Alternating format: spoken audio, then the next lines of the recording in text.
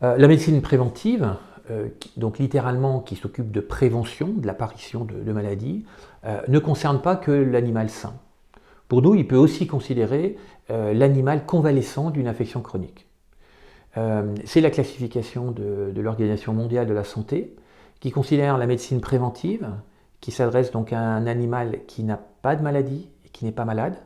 Donc là, il s'agit de diminuer l'incidence, c'est-à-dire l'apparition de nouveaux cas. C'est ce qu'on fait en faisant nos vaccinations, en donnant nos conseils de vermifuges, de traitements antiparasitaires pour éviter d'attraper des maladies. Il y a un deuxième aspect qui est la médecine préventive secondaire qui s'adresse donc à des animaux qui ont une maladie mais qui ne sont pas malades. Et donc la médecine préventive secondaire a pour objectif de diminuer la prévalence, c'est-à-dire le nombre de cas dans une population donnée. Et là, clairement la pharmacologie montre ses limites. Par contre, la physiothérapie et la nutrition clinique ont des potentialités extrêmement fortes. Ensuite, moi dans ma pratique de mes consultations cap-douleur, ce que je fais quotidiennement, c'est de la médecine préventive tertiaire, c'est-à-dire celle qui s'adresse à un animal qui non seulement a une maladie, mais qui est malade. C'est-à-dire par exemple qui a une arthrose radiologique, mais également une arthrose clinique. Et la médecine préventive tertiaire, là, il s'agit de diminuer à la fois la sévérité et la fréquence des rechutes. Et donc ces consultations cap-douleur que j'exerce ici sur l'île de Ré sont toujours suivies d'un parcours de suivi, parce que les gens se rendent compte qu'en faisant ce suivi, ils vont clairement diminuer la sévérité, la fréquence des rechutes et donc améliorer la qualité de vie. La dernière médecine préventive, c'est la médecine quaternaire, où là il s'agit de respecter le sacro-saint primum non nocere, c'est-à-dire celui d'éviter de faire de la surmédicalisation. Et c'est vrai que c'est un débat extrêmement fort en ce moment en médecine humaine, puisque vous savez qu'avec le développement de l'imagerie, on arrive maintenant à découvrir des lésions extrêmement petites, et la frontière entre le normal et le pathologique est en train de s'approcher d'une zone grise. Et donc la question c'est, est-ce que l'on traite forcément tout ce qu'on voit, sans présumer forcément d'une évolution vers une maladie? Alors nous, en médecine vétérinaire, la médecine préventive quaternaire, c'est par exemple la prescription de substances susceptibles de retarder l'évolution. Je pense aux chondroprotecteurs. C'est le débat actuel sur l'utilisation du cannabis, où on cherche à améliorer artificiellement un bien-être.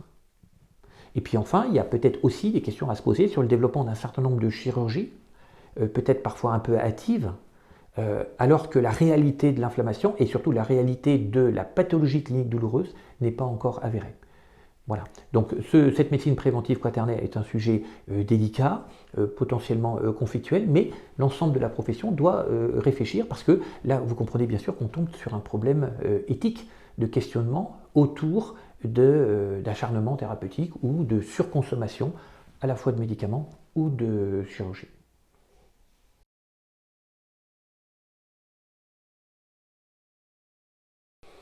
Alors, je pense que tout ce qu'on a développé ici depuis 3 ans dans la clinique de vétérinaire de l'île de Ré est tout à fait transposable à la très grande majorité des cliniques et des cabinets vétérinaires en France. Habituellement, mes animaux douloureux, je les vois entre 5 et 10 fois par an, très facilement, parce qu'effectivement les propriétaires ont bien compris l'intérêt de ce suivi qui permet une adaptation en permanence du projet thérapeutique, ajusté pour limiter et optimiser plutôt la balance bénéfice-risque. Et puis, une maladie douloureuse, elle évolue. On peut avoir des habits différents de la douleur. On peut avoir des douleurs inflammatoires, des douleurs neuropathiques. C'est jamais fini. Et donc, ce suivi permet de maintenir ces animaux dans une qualité de vie acceptable. Et puis, n'oubliez pas aussi que ces animaux vieillissent. Il peut y avoir de la multimorbidité. Et là encore, la médecine préventive va prendre tout son intérêt, parce qu'on va pouvoir aussi s'occuper, par exemple, de maladies rénales chroniques, d'insuffisance cardiaque gauche, qui vont forcément venir aggraver déjà la pathologie douloureuse. Cette médecine préventive ne peut se concevoir que s'il y a une relation de confiance et durable avec le propriétaire. Je pense que ça passe par donner du temps, donner des explications, associer le propriétaire, en faire un acteur de la prise en charge de la douleur. C'est comme ça qu'on réussira l'alliance thérapeutique. Et donc vous voyez, l'alliance thérapeutique, finalement, elle va se décliner sous 2 aspects, sous un aspect de médecine proactive versus une médecine réactive qui consiste à être uniquement dans la réaction. Vous reviendrez quand votre chien a mal. Non, il faut anticiper tout le temps. Et puis la deuxième déclinaison, c'est cette fameuse médecine préventive, secondaire et tertiaire, dont je viens de vous parler.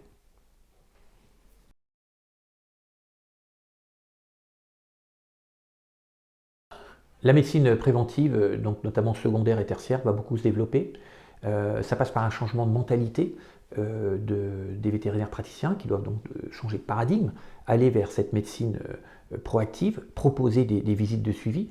Je vous signale à cet effet que toutes les enquêtes auprès des propriétaires montrent que les propriétaires sont demandeurs de suivi.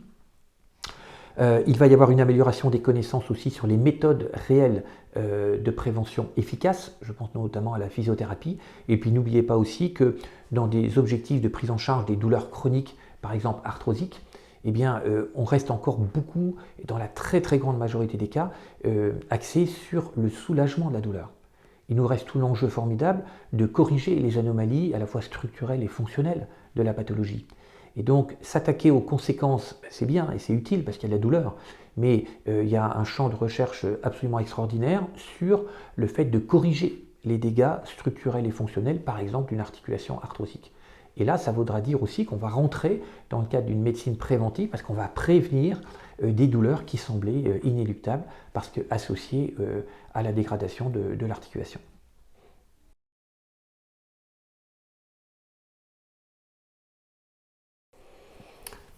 Culturellement, et pour répondre aussi à la demande de beaucoup de propriétaires, c'est effectivement ce qui a pu être proposé en première intention et de façon exclusive. Tout ça, c'est en train de changer. On ne peut plus concevoir de proposer la prise en charge des douleurs chroniques uniquement sous l'angle médicamenteux ou pharmacologique. Et donc, il y a l'aspect pharmacologique médicamenteux qui est souvent incontournable, avec une appréciation de la balance bénéfice-risque. Il y a toutes ces méthodes complémentaires de nutrition clinique, d'ergothérapie, de physiothérapie, d'ostéopathie, d'acupuncture, etc. etc. Et puis, il y a la récente innovation des biothérapies, je pense aux cellules souches et aux anticorps monoclonaux, qui vont pouvoir avoir un rôle respectivement sur l'inflammation et sur stricto sensu la douleur. Donc il y a effectivement une synergie très intéressante et qu'il faut proposer d'emblée aux propriétaires. De toute façon, ça répond aussi à une demande actuelle. Maintenant, depuis à peu près 3-4 ans, il y a de plus en plus de propriétaires qui sont tournés vers des médecines alternatives. Moi, je préfère parler de médecine complémentaire, parce qu'on n'est pas dans ce débat binaire et où une médecine serait beaucoup plus favorable par rapport à une autre. Donc c'est bien de complémentarité dont on parle, et pour cela, ça nécessite de donner des explications. Et là encore, la très grande majorité de nos propriétaires nous suivent dans ce côté polyvalent et pluridisciplinaire de l'approche de la douleur.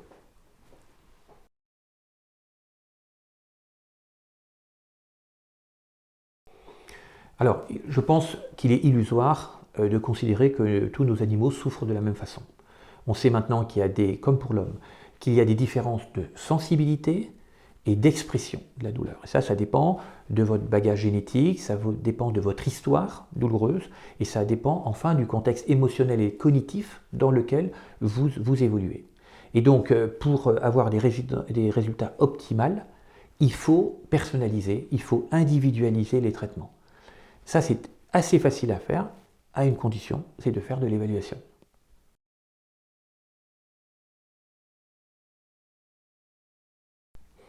Mais il en va de la physiothérapie comme de la pharmacothérapie.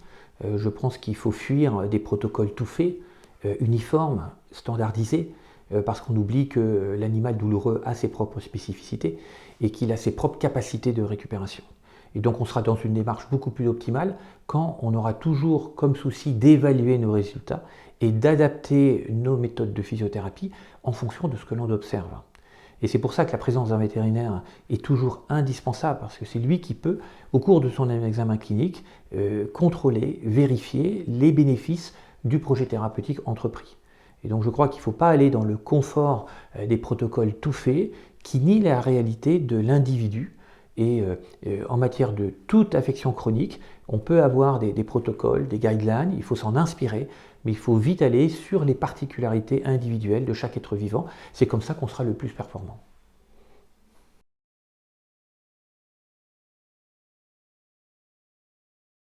Alors, les points importants pour choisir son matériel de physiothérapie, c'est d'abord, bien évidemment, la qualité. Donc, la qualité des dispositifs fournis, qui doit s'appuyer sur la compétence des gens qui fabriquent ou qui distribuent ces dispositifs, des compétences qui doivent être transmises aux vétérinaires. Et donc, vous voyez un peu là tous les aspects sur lesquels il faut être exigeant: qualité, suivi, formation.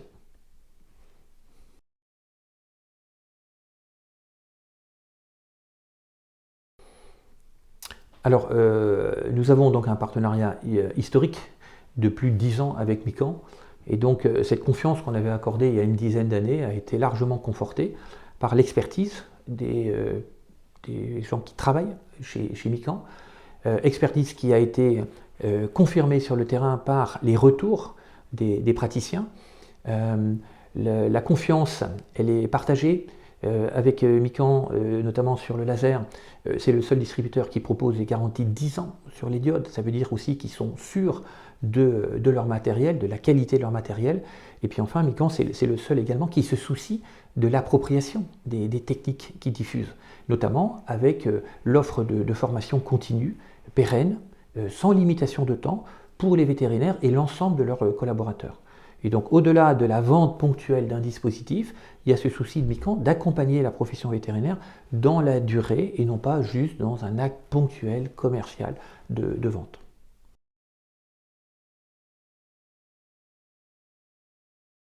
Est-ce que la médecine vétérinaire est en train de prendre de l'avance sur la médecine humaine? Je ne sais pas si on peut dire ça. En tout cas, on peut affirmer qu'on n'est pas en retard. Pourquoi? Parce que on n'a certainement pas des carcans administratifs aussi poussés qu'en médecine humaine. Ensuite, il y a une différence essentielle, c'est que les vétérinaires ont gardé leur âme de généraliste et cette vision extrêmement transversale des problèmes de santé. Tous les vétérinaires font à la fois de la médecine interne, de la cancérologie, de la chirurgie, des analyses, ils font du laboratoire, de l'anesthésie. Et donc, ils ont une vision qui me semble beaucoup plus globale de l'être vivant. Et ça facilite donc, je pense que ça aide à progresser plus vite.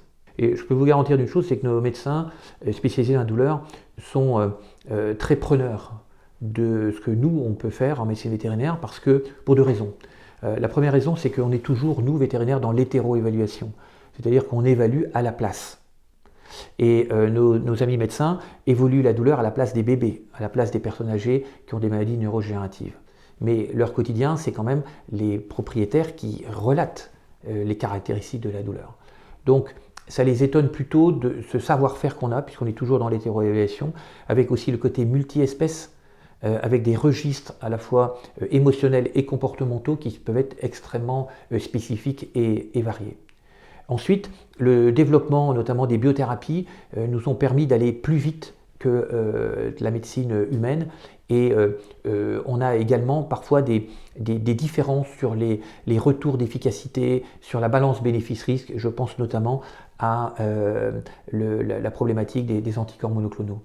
Ensuite, le dernier argument, c'est que, pour en revenir à la physiothérapie, c'est qu'en général, le médecin, le rhumatologue, ne fait pas, lui, de la physiothérapie. Et donc, tout ça est extrêmement cloisonné. Un vétérinaire, dans sa clinique, eh bien, il fait de la médecine, il va faire de la rhumatologie, mais il va faire aussi de la physiothérapie. Et donc, l'intérêt du vétérinaire, c'est ce côté pluridisciplinaire qui lui permet de maîtriser la chaîne de soins dans sa globalité, avec, je pense, une efficacité plus visible, plus rapide peut-être à mettre en place.